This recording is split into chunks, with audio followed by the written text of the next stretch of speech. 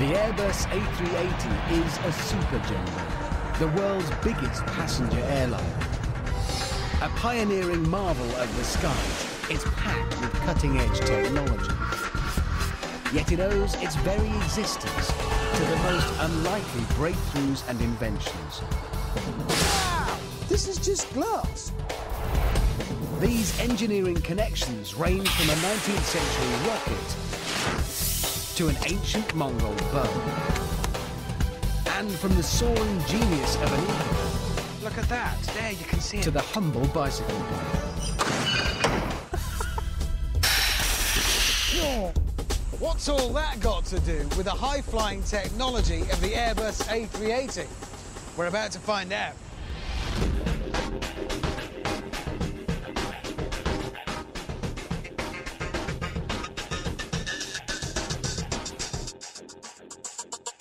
Airbus 007 cleared, takeoff 32 left, 290 degrees 8 knots. This is the Airbus A380, also known as the Super Jumbo Jet. I'm setting out on a journey to uncover the A380's hidden links to brilliant ideas from across the world and throughout history. I'm about to reveal the engineering connections behind the biggest airliner the world has ever seen. You can't help but just be stunned by the sheer size of the thing.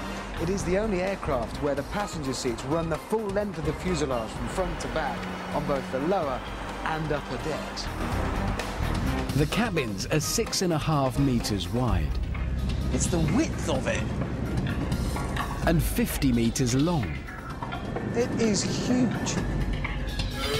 The A380 can carry up to 853 passengers, 35% more than its nearest competitor. It's big. It's very big. The wings are immense. 70 family cars could park on each one. But if the wings are too long, it can cause problems. It stands to reason that the world's biggest airliner is going to need the world's biggest wings.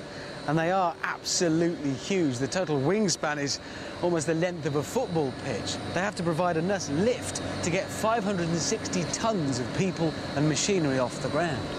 But believe it or not, if these wings were built to a conventional design, they'd need to be even longer, and the A380 wouldn't fit into most of the world's airports. There's no good being able to fly if you've got nowhere to fly to. There are international restrictions on the maximum size of aircraft to avoid collisions as they taxi around airports. The absolute limit on wingspan is 80 meters. The A380's wings must be short enough to fit regulations, yet they must still create enough lift to get the world's biggest airliner into the air. The Airbus designers found a brilliant solution by drawing inspiration from the animal kingdom.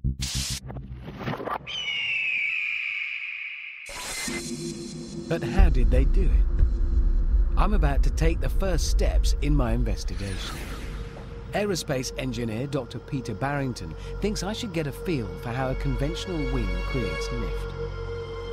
And the best place to do that is in his wind tunnel at the University of Kingston in London.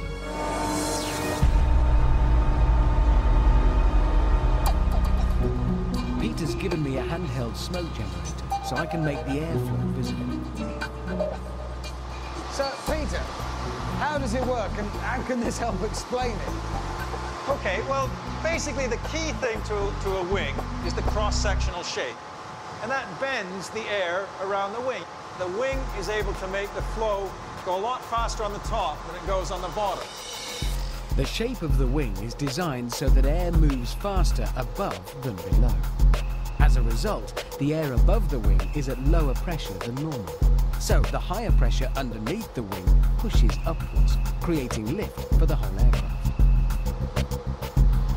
You do get the sense that lift, flight, is just a function of that shape of the wing. That's all it can do. The same smooth flow of air creates lift all the way along the wing. Or almost all the way. Peter's about to show me that conventional wings have a serious downside. If you move a bit this way, see what happens as you come a bit closer to the end. A bit closer. Out to the tip of the wing. Exactly, yeah. There it goes. The airflow at the wing tip looks completely different.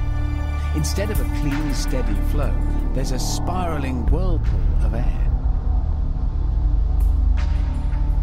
It's called a wingtip vortex. High-pressure air from underneath the wing is leaking around the wing tip and pushing down on the top surface. That last 5% of the wing isn't really doing anything for you. It's not generating much lift. The vortex means the wingtip doesn't provide any lift. So the wing is longer than is really necessary. And for the super jumbo jet, that's a supersized problem. This A380 prototype was launched through a curtain of illuminated smoke. The test showed that the world's biggest wings would suffer from huge vortices at the wingtips. To compensate for the loss of lift, the A380's wings would have to be made even longer. Too long to fit in with airport size regulations. The Airbus designers had to find a way to clip their wings down to size. And it's a story that reveals the secret of soaring like a bird.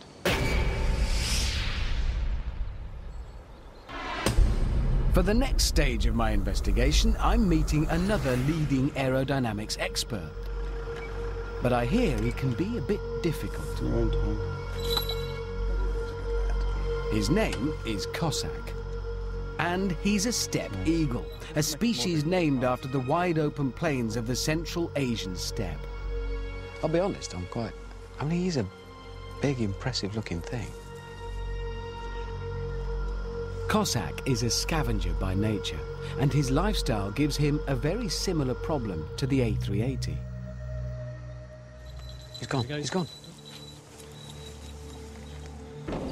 To soar high above the plane in search of food, he needs a thermal, a rising column of warm air around 20 meters wide. But like the A380, his wings can't be too long, otherwise his turning circle will take him outside the thermal. So his wings are perfectly adapted for maximum lift with minimum length. And today, he's agreed to take part in an unusual experiment. Oxford University zoologist Graham Taylor is going to show me exactly how Cossack deals with wingtip vortices by filming his wings in flight. So these are little wireless video cameras. So you can fit cameras to him? Right, this is the tricky bit. What do you do with that? I'm going to try and put this in his face. Cossack's handlers help him into the Eagle Cam harness. And now he's ready for his close-up. Okay. Wow. With a bit of luck, what we're hoping for is that these cameras are pointing along the wings, aren't they? That's right. So we might actually see how they work and what they do. It's fantastic. Right. Flowing in the right direction for quick flight. Yes, yes, yes. There you go, there you go. Yes, yeah, there's a beauty. Cossack heads for the wide blue yonder, this time broadcasting on Eagle Cam. There, you can see it. That was right along the wing. Is that what we're looking for? That's what we're looking for. Cossack can manipulate the feathers at the tips of his wings. To get maximum lift, he curls them upwards until they're almost vertical. This is the key to getting rid of wingtip vortices for highly efficient flight. When it's actually soaring around in thermals, what you'll see then is that the wings are taking a heavy load the whole time. And as it does that, those wingtip feathers are curled up the whole way through that it's turning around. It's disrupting this vortex that rolls around the end of the wing. That's right. Cossack's using his tip feathers to create what's called a winglet. This natural adaptation acts as a barrier against the vortex, blocking the path of air as it tries to flow around from underneath his wing. So he doesn't need long wings. His shorter, more efficient wings do the job. The question is, can engineers apply the same trick to these wings? And this 560-ton bird, the Airbus A380. There's a hidden connection between the wings of the world's biggest airliner and the wings of an eagle. In wind tunnel tests, engineer Peter Barrington showed me how airliner wings suffer from spiraling vortices at the wingtips. Now we plan to solve the problem. This modification, inspired by an eagle's wingtip feathers, is called a winglet. Okay, have a look at the airflow now. As expected, the main body of the wing has a smooth airflow. But here, at the wingtip, there used to be a spiraling vortex. What do you see? No vortex. Now it's smooth. The vortex trying to curl around the wingtip finds its path blocked by the winglet. So it's as simple as that. Basically, it's a barrier that stops the air getting around. Exactly. And as a result of that, we win back this stretch of wing. Indeed. The vortex has been forced away from the wingtip and up to the top of the winglet. So the entire surface of the original wing is now creating lift, effectively doing the same job as a longer wing. That's what the eagle was doing. Indeed. I mean, I think if we had as long as the eagle did to evolve, we could probably get this a little bit smaller. Winglets can be made almost vertical to keep the total wingspan to an absolute minimum, just like an eagle's wings. So it turns out eagles are really good at flying. They are. Yeah. Extremely good. The world's biggest airliner was saved by one of Mother Nature's innovations.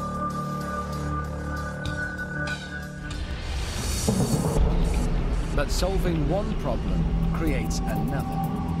Once the monster is in commercial service, how do you keep its running costs to a minimum? Because in the cutthroat airline business, every kilo counts.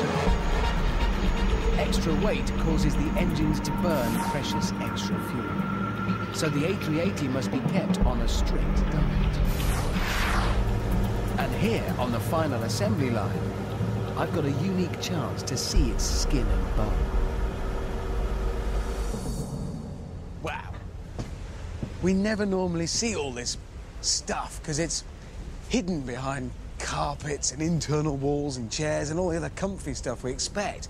But now, to see the skeleton, the structure of the thing, and I'm struck by, well, I suppose the only other man-made thing this big odd being would be a building, and it would have thick stone walls. But here, without all the plastic stuff, you can see.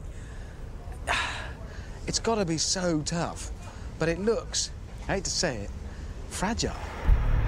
Even the A380's outer skin must be as light as possible, especially since it covers a surface area of more than 3,000 square meters. So the challenge for the A380's engineers was to keep its weight to a minimum without making it too fragile. Finding out how they did it will take me centuries back in time, to the brilliant idea that connects the A380 with an ancient but deadly Mongol bow. But first, I've come to this abandoned Air Force base in the east of England to do my own testing of lightweight aerospace materials. Paul Hogg, a materials engineer from the University of London, will be my guide. He's bringing in the heavy artillery, along with some unusual ammunition. Chickens. Very similar to the sort of test they use for aircraft engines and fan blades, basically. Is it? Yeah. The aerospace industry uses chicken guns to simulate high-speed bird impacts at takeoff.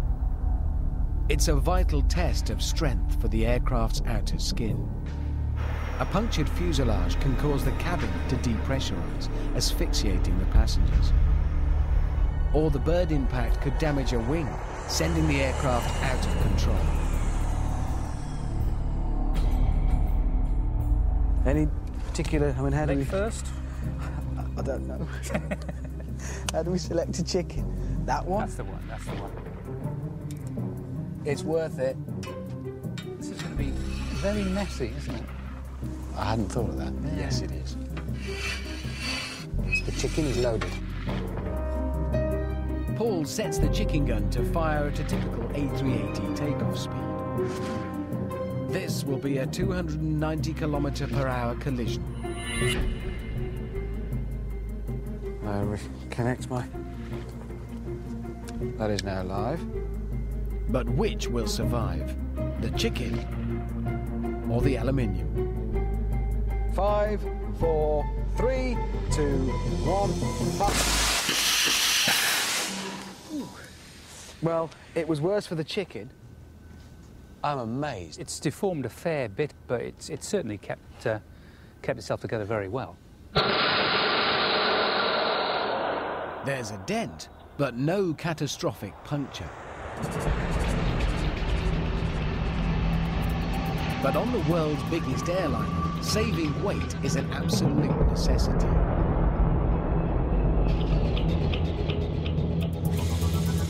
So what if we test thinner aluminium at just 0.9 millimeters thick?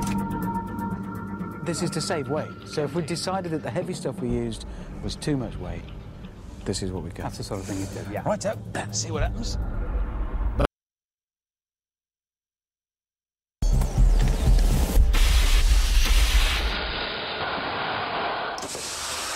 Whoa! Look, that, straight through. Ooh. Just remind me, Pretty severe. We haven't used like baking foil or something here. This is... That's the real thing. What's given way? Why has it done that? Why can't it withstand that? Well, it's really just down to the thickness. It's only got a certain amount of give in it. And when you've got a thinner material, then you're really sort of stretching the limits of what it can do. A big hole. Not a good thing in an aircraft fuselage. The thinner aluminium is stiff enough to make an aircraft's outer skin. But it isn't strong enough to withstand high-speed impacts. It bends, then tears completely like a sheet of wood. No aircraft could risk such a catastrophe on a flight loaded with passengers. But the Airbus designers found a way to make aluminium thin and at the same time incredibly strong. And that's where the Mongol Bow comes in. In the 12th century, the Mongol Emperor Genghis Khan set his sights on world domination. And he planned to destroy his enemies with archery. This is the longbow, an extremely powerful weapon constructed from a single piece of wood. The wood must be strong enough to survive the heavy bending force of a man's body weight.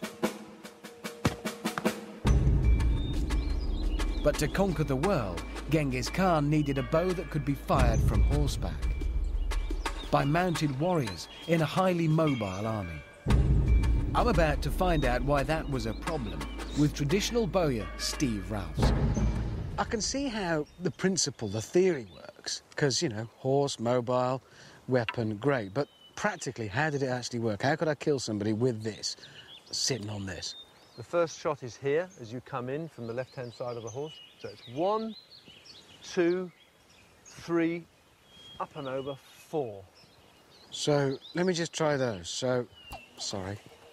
I've got If there's one thing I need, there'll be a crash. it's a compact weapon. My arm's twisted now, I can't... 3, 4. And I can vouch for the fact that the longbow is not it. Well, so the problem with the longbow for this job is its longness. So what happens if you try to make a shorter bow with the same power from a single piece of wood? So I'll give you a short bow. Thank you. And some protective equipment. Right. Yeah, that's not worked at all, has it? Here's why. When a bow is drawn, the outside stretches so that it's longer than before. But the inside squeezes, making it shorter than before. So the bow has to handle two very different forces at the same time. With a shorter bow, the bending is much greater, and the wood just isn't strong enough. So the Mongols came up with a brilliant idea. If there are two different forces, use two different materials. This is horn, it's buffalo horn, sort of thing they would have used. pieces of this, which is, I mean, it's very tough. It doesn't mind being squashed. It can cope with that very well. And then on the outside of that is a layer of sinew, like this, which is happy being stretched. And in fact, I can break it down a bit and we can... The sinew comes from tendons in a deer's hind legs, and its fibres are highly elastic. The combined properties of horn and sinew make for one ideal weapon. You actually bind sinew to this side of the bow, the back of the bow. You place horn plates on the inside of the bow, on the belly. And then you can, in a very short bow, you get the same drawing. Now, if you did that with just a wooden one like the one I just did... Well, you saw the results. Yeah. But this, you can draw and it can take a bigger curve. Wow, you can feel it. With buffalo horn on the inside and sinew on the outside, the bow can handle squeezing and stretching at the same time. It's like elastic. Mongol bows were short enough to fire from horseback, but still strong enough to hit targets 300 meters away. The Mongols developed not just a great weapon, but a great concept, the composite. Take two materials with useful properties and put them together to make something far better. As Genghis Khan might have said, it was easy, once you knew how. Fast forward to the 21st century. These sections of the A380's outer skin are made from a composite of two materials. Like the buffalo horn in the Mongol bow, lightweight aluminium provides stiffness. But with a heavy impact, it will bend, then rupture completely. It needs a second material, like the sinew in the Mongol bow, to give it added strength. And Paul Hogg has given me an amazing suggestion. Glass. Well, it broke, obviously, but just tell me... I mean, I knew it would break, but tell me why it broke and how it broke. Well, basically, it's a brittle material, so it was deformed. Cracks just propagated. Some of them propagated all the way out. You can see the other ones are formed here. End of the story.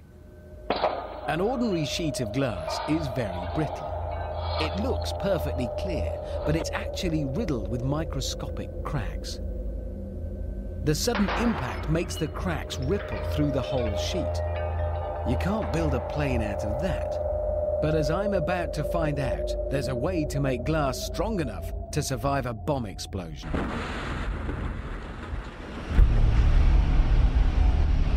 The outer skin of the world's biggest airliner, the Airbus A380, must be super light and super strong. So the designers borrowed an idea from the 12th century Mongol bow, combining two different materials to make a composite.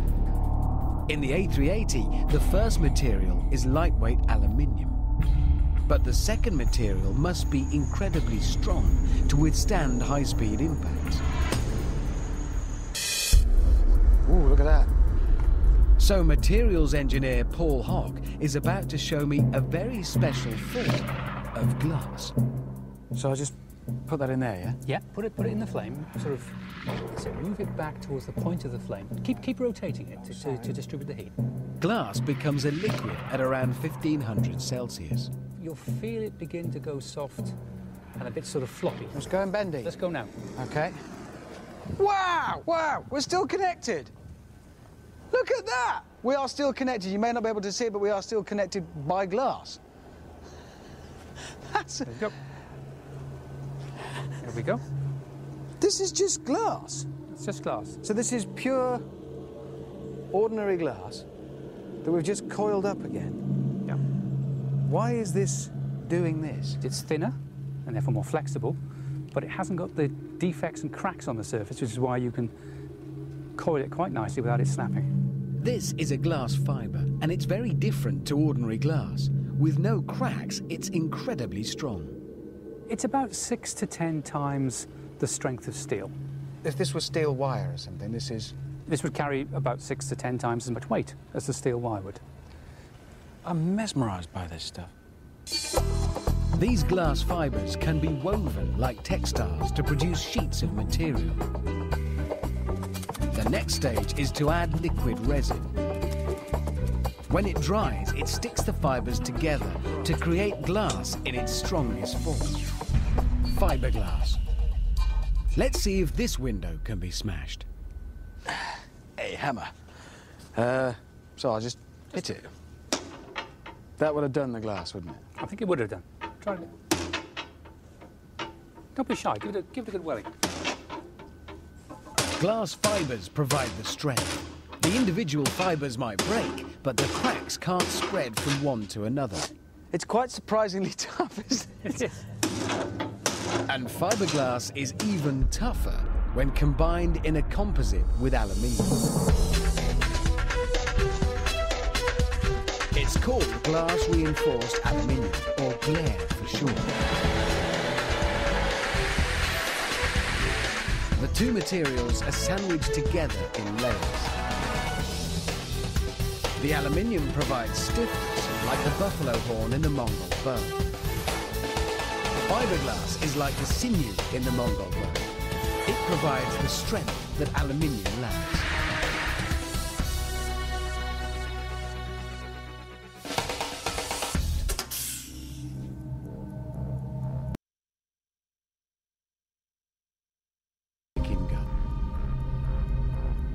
It's the glass fibre stopping the cracks growing from one layer of aluminium to the other. That's what we're looking to see. No pressure here, but it's the same thickness as the aluminium that it went straight through. And we're hoping that it feels something that feels flimsy to me. It's also scarily light. A short bow made from a single material will bend, then break. The composite bow survives. An aircraft skin made from a single material bends, then ruptures. Can the composite skin withstand the impact? Okay, I've come down to the business end of our little chicken firing range here because I really want to see what happens when the chicken hits the glare. Does it bend? Does it come back? I want to see how it behaves.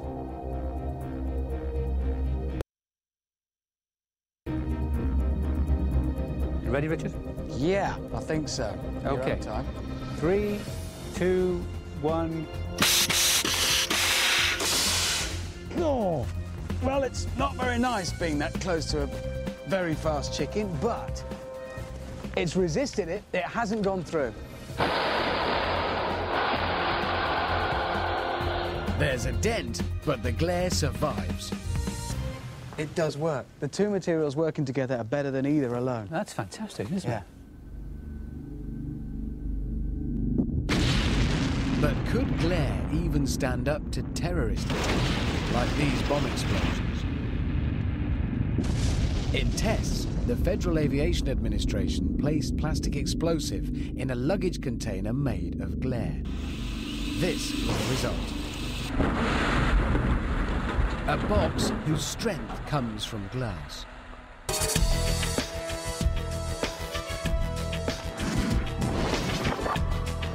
For the A380's designers, glare is the perfect combination of high strength and low weight, vital for an airline of this size. Glare forms 470 square meters of the A380's outer skin. It's 25% lighter than aluminium, one reason why the world's biggest airliner has better fuel consumption per passenger than a family car. And thanks to composites, an idea inspired by the Mongol Bow, it's tough enough for the rigours of flight, even with a novice pilot. So, Richard, if you want to take control of the airplane now, if you get your hand on the stick ready to take over. Really? Yep. Right. Go for it. If you put full stick to the right now. Whoa! There you go. Whoa! That's it. And then It just stop feels there. as light as a feather. Are we doing aerobatics in the world's largest airline? When it's in the air, the A380's enormous size is not a problem. But in the next stage of my investigation, I plan to find out why size is a big issue when the A380 is still on the tarmac. This is Airbus Headquarters in Toulouse in southwestern France. A nest for breeding the world's biggest birds. Whoa! This place is unbelievable. Everything in it is vast. The final assembly line is nearly half a kilometre long and 50 metres high.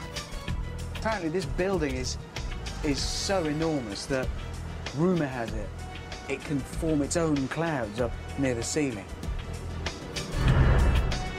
On this scale, human beings seem tiny and insignificant. The fully assembled A380 is by far the longest, widest and tallest airliner in history. The upper exits stand nearly 8 metres off the ground. And that's where the problem comes in. If there's an emergency, the passengers have a long way to go to escape and survive. This is an evacuation test of the A380. To satisfy international regulations, all 853 passengers must evacuate, using only half of the plane's 16 exits. They have just 90 seconds, the estimated survival time in the event of fire. To save their lives, passengers need an escape route fast. They're trapped at the height of a 3-storey building with nowhere to go. As a result, the A380 has the biggest evacuation slides in the world. But regulations require the slides inflate in just 6 seconds, so that the first passengers to arrive at the doors don't block the exits. The only way to do it is to make a surprising connection between a life-saving slide and a device that was designed to kill. To prove it, I'm going to build and test my own model of an evacuation slide. My airbag is 50 metres long. Even so, it would take nearly 8 of these to make the same volume as an A380 slide. So maybe inflating it won't be too difficult. This is a very big bag, which basically is what an evacuation slide is. And when it comes to inflating a bag as quickly as possible, well, there is an obvious way to do it. It should be as simple as blowing up party balloons. Attach the bag to a cylinder of compressed gas and inflate for exactly 6 seconds as per regulations. Right, are we ready? 3, 2, 1. It is inflating. 5, 6. The trouble is, it's nowhere near fast enough. After 6 seconds, the bag is still much too soft to take the weight of desperately fleeing passengers. So the A380's designers unleashed their secret weapon: rocket power.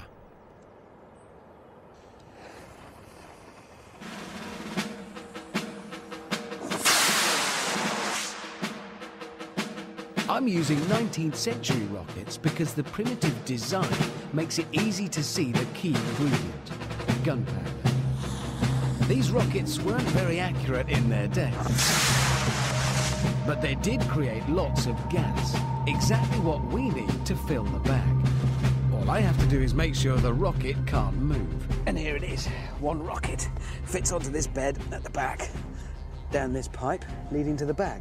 Obviously the rocket is facing this way because I want the exhaust gases going into the bag, not the actual rocket. So, fix it down. And it'll light. This time, I'm using the rocket gas as a booster and combining it with the compressed gas. But will that be enough to fill the bag in the critical 6 seconds?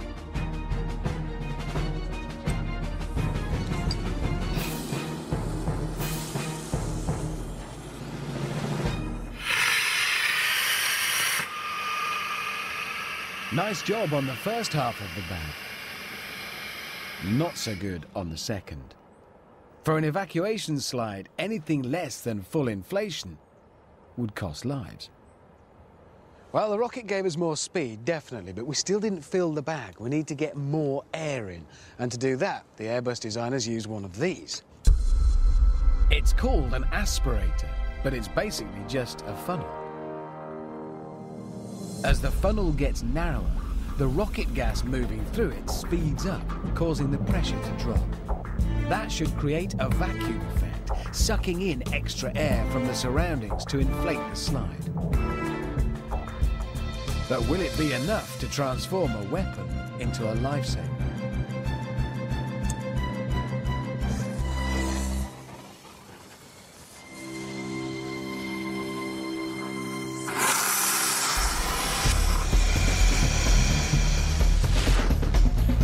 It's a stunning success, easily inflating in 6 seconds.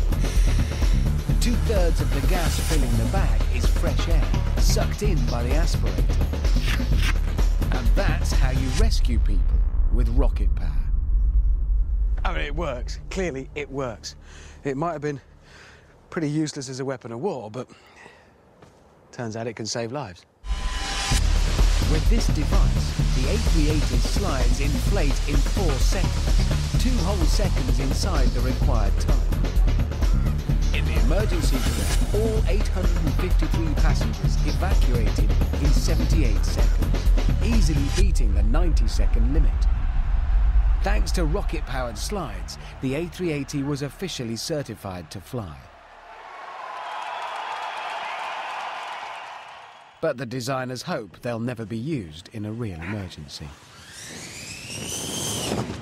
Needless to say, if you're an engineer, it's better to ensure that an emergency never happens in the first place.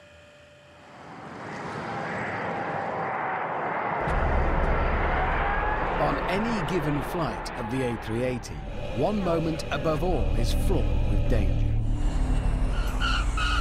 Touchdown. The earth-shattering collision of wheels and tarmac. The world's biggest airliner weighs 560 tons, almost as much as 200 family cars. But a single piece of life-saving technology must bring all 853 people gently to Earth. I'm about to find out what it is by landing the world's biggest airliner myself at New York's John F. Kennedy Airport. This is not a normal approach to New York. I'm with pilot Peter Chandler in the A380's state-of-the-art flight simulator.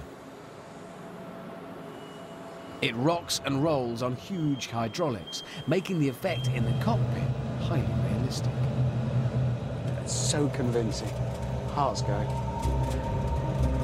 If you're ready, Yes. you probably ought to take control. Yes, right. And I'll sort out the configuration of the airplane. Right. That's the landing gear going down. So they're now hanging in the breeze, which, you know, would... Yeah. For you Just and me, concentrate on following the green cross. So you need to pull the nose up a bit.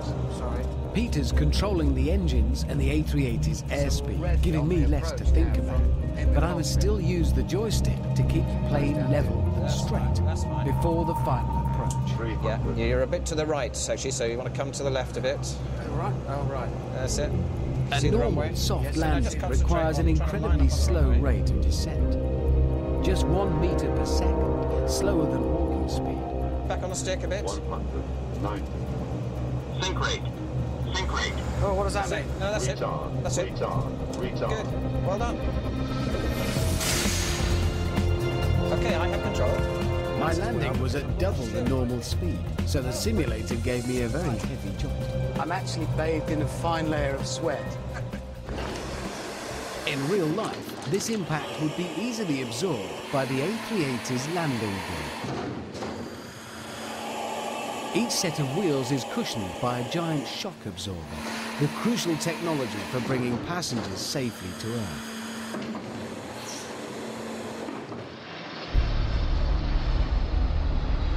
Witness this notorious incident at Hong Kong's Kai Tak Airport in 1993. A Boeing 747 gets caught in a heavy crosswind while approaching the runway. As the jumbo jet twists in the wind, a single set of landing gear sustains the entire impact.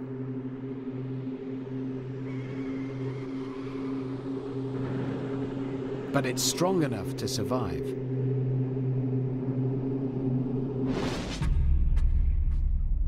The A380's landing gear is rated to handle such extreme landings at 4 times the normal descent rate. But the colossal A380 is 40% heavier than a Boeing 747. And here's an amazing fact. The A380's landing gear is based on the same principle as the device that keeps your bicycle in perfect working order. Engineer Todd Todeschino plans to prove it with a bizarre experiment. This is his stand-in for the A380, a 200-kilogram piano. It's going to drop from a crane and land at 30 kilometers per hour. But Todd thinks he can give it a soft landing using exactly the same principle as the A380's landing gear. It comes from an old-fashioned but brilliant invention. You can make a shock absorber from a bicycle. If I make the hole smaller, the air can't get out so easily, and it's squashed or compressed, resisting my arm like that. It isn't pumping anything anymore, but it is absorbing the energy. The A380's massive shock absorbers may look like heavyweight, high-tech engineering. But Todd thinks each one is just a cylinder with a piston inside. A giant bicycle pump. Right. Big sheet of plywood. Yeah. Okay. Piano sitting on top of the plywood.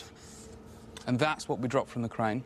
So we'll put the bicycle pumps underneath the piano. So it'll be like a whole load of sort of fingers of bicycle pumps coming down underneath the whole sort of framework. So this framework becomes our landing gear, if you like. Yeah. This gives us a mounting point. Yeah. OK. Todd gets on with the basic framework, while I find out what we're up against. For any experiment to be scientifically rigorous, you've got to have a control. That piano is our control. It's just a piano with no landing gear, and I just thought it'd be good to see what happens when it lands. So here we go. Stand clear.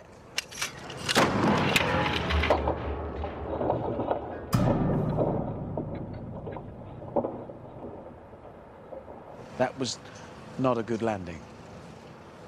If a fully loaded A380's landing gear ever failed, the consequences would be devastating. It seems incredible that it works on the same principle as a simple, everyday device. So, is it really possible to save this piano using bicycle pumps alone? The landing gear of the world's biggest airline has a similar design to a set of giant bicycles. Engineer Todd Todeschino aims to prove it by using bicycle pumps to build landing gear for a piano. The piano sits on a plywood sheet to keep it upright as it falls.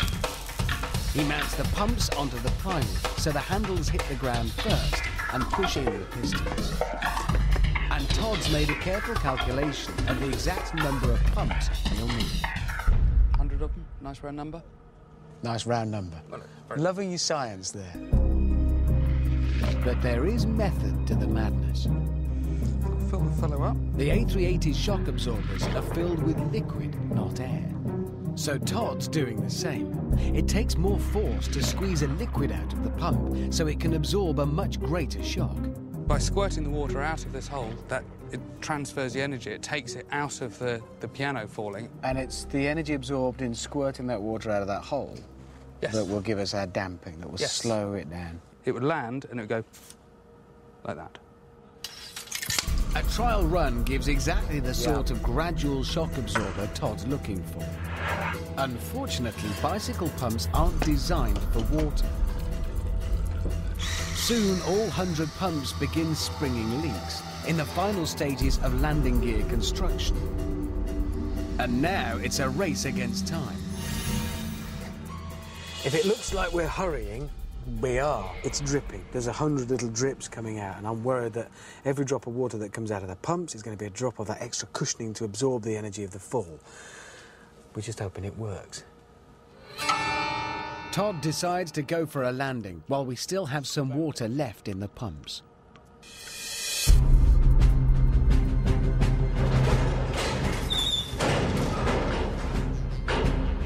We have to make the drop as soon as possible and put his theory to the test. This is our recreation of the A380 coming in to land, packed with passengers. One 200-kilogram piano ready to fall at 30 kilometers per hour. 100 bicycle pumps ready to absorb the shock simply by pumping water.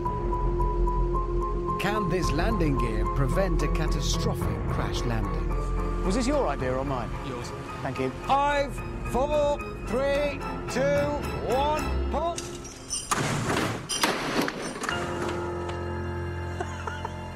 Result! I think that worked. Tough. I was braced for a disaster, but look. Watch for the water being forced out in the replay.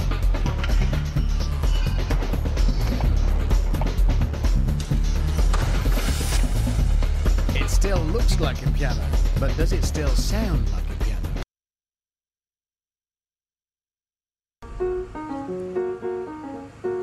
Okay, I don't play the piano, but the piano works. That's Safely to earth. When the A380 comes into land, the plane's landing gear absorbs the impact in exactly the same way. But it has just 5 shock absorbers, one for each set of landing gear. Instead of water, they pump oil. It's much thicker, so it can absorb a heavier shock. 560 tons hit the tarmac, and 853 people hardly feel it. All thanks to the bicycle pump. The A380 really is a triumph of high-tech engineering. Every single component has been triple tested to perfection. But for me, it's the ideas behind that technology that make this airliner a modern miracle. The wings are only possible thanks to a design by Mother Nature. The highly advanced outer skin wouldn't exist without the brilliance of Mongol Bow makers. And it takes a special kind of genius to turn a machine that kills into a machine that saves lives. Simple, really.